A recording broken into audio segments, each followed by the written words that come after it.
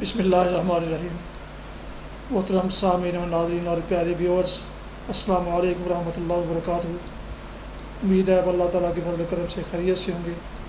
اللہ تعالیٰ آپ کو، آپ کے اہل خانہ کو ہمیشہ اپنے زمان میں رکھے، آمین۔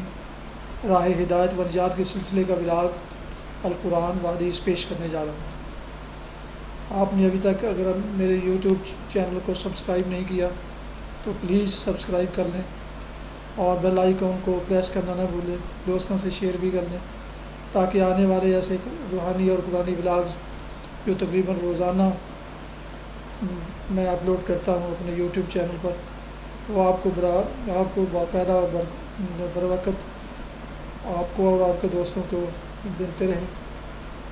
شروع کرتے ہیں القرآن و حدیث۔ اعوذ باللہ من الشیطان الرجیم، بسم اللہ الرحمن الرحیم۔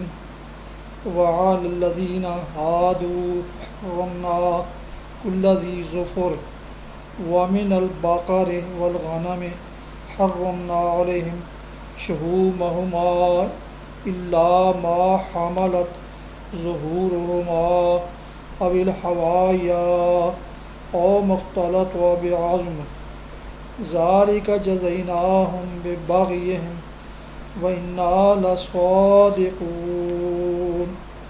صدق اللہ العظیم۔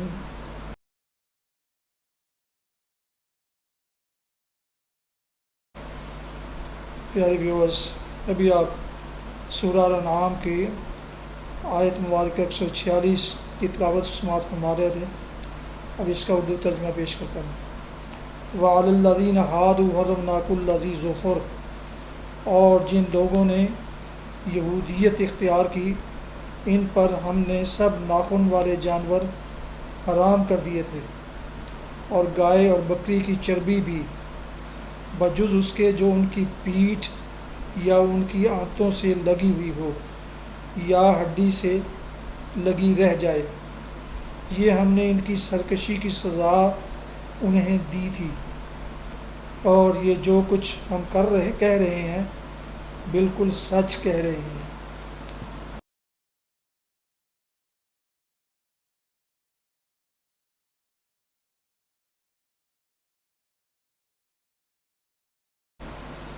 تلاوت کی ہوئی آیت مبارکہ کی تفسیر۔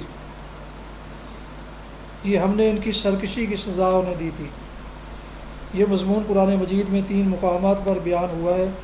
سورہ آل عمران میں فرمایا، کھانے کی یہ ساری چیزیں جو شریعت محمدی میں حلال ہیں بنی اسرائیل کے لیے بھی حلال تھیں، البتہ بعض چیزیں ایسی تھیں جنہیں تورات کے نازل کیے جانے سے پہلے اسرائیل نے خود اپنے اوپر حرام کر لیا تھا۔ ان سے کہیے کہ لاؤ تورات اور پیش کرو اس کی کوئی عبارت اگر تم اپنے اعتراض میں سچے ہو۔ پھر سورہ نساء میں فرمایا کہ بنی اسرائیل کے جرائم کی بنا پر ہم نے بہت سی وہ پاک چیزیں ان پر حرام کر دیں جو پہلے ان کے لیے حلال تھیں، اور یہاں ارشاد ہوا ہے کہ ان کی سرکشیوں کی پاداش میں ہم نے ان پر تمام ناخن والے جانور حرام کیے، اور بکری اور گائے کی چربی بھی ان کے لیے حرام ٹھہرا دی۔ ان تینوں آیتوں کو جمع کرنے سے معلوم ہوتا ہے کہ شریعت محمدی اور یہودی فقہ کے درمیان حیوانی غذاؤں کی علت و حرمت کے معاملہ میں جو فرق پایا جاتا ہے وہ 2 وجوہوں کی بنا پر مبنی ہے۔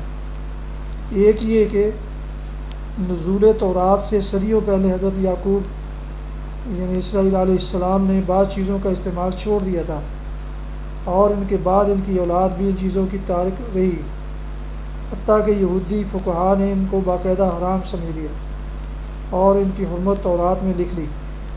ان اشیاء میں اونٹ اور خرگوش اور سبان شامل ہیں۔ آج بائبل میں تورات کے جو اجزاء ہم کو ملتے ہیں ان میں ان تینوں چیزوں کی حرمت کا ذکر ہے، لیکن قرآن مجید میں یہودیوں کو جو چیلنج دیا گیا تھا کہ لاؤ تورات اور دکھاؤ یہ چیزیں کہاں حرام لکھی ہیں، اس سے معلوم ہوا کہ تورات میں ان احکام کا اضافہ اس کے بعد کیا گیا ہے، کیونکہ اگر اس وقت تورات میں یہ احکام موجود ہوتے تو بنی اسرائیل فوراً پیش کر دیتے۔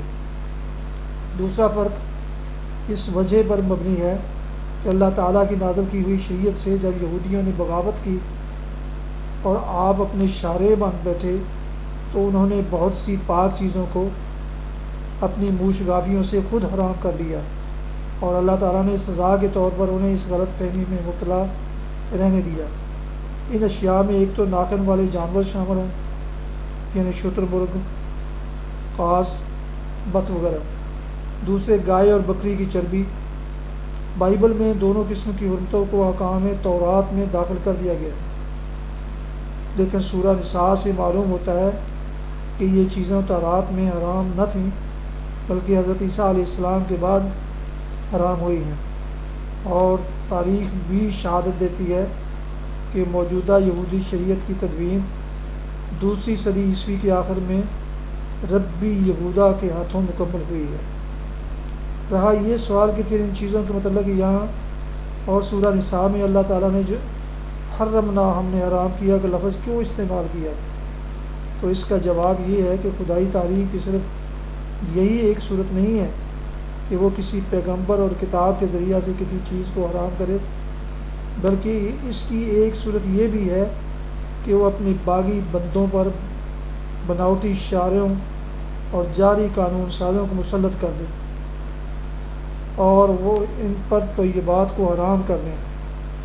پہلی قسم کی تعلیم خدا کی طرف سے رحمت کے طور پر ہوتی ہے، اور یہ دوسری قسم کی تعلیم اس کی پھٹکار اور سزا کی حیثیت سے ہوا کرتی ہے۔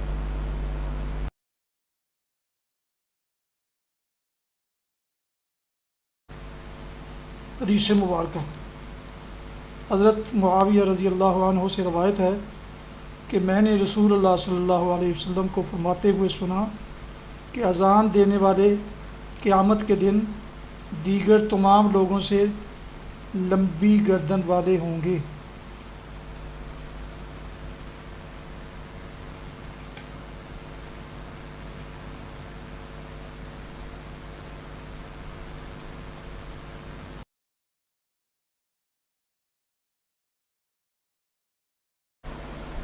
محترم ویورز اور ناظرین و سامعین، یہ تھا آج کا رائے ہدایت و نجات کے سلسلے کا بلاگ القرآن و حدیث، جس میں سورہ الانعام کی آیت مبارکہ 146 کی تلاوت، ترجمہ اور تفسیر بیان کی گئی۔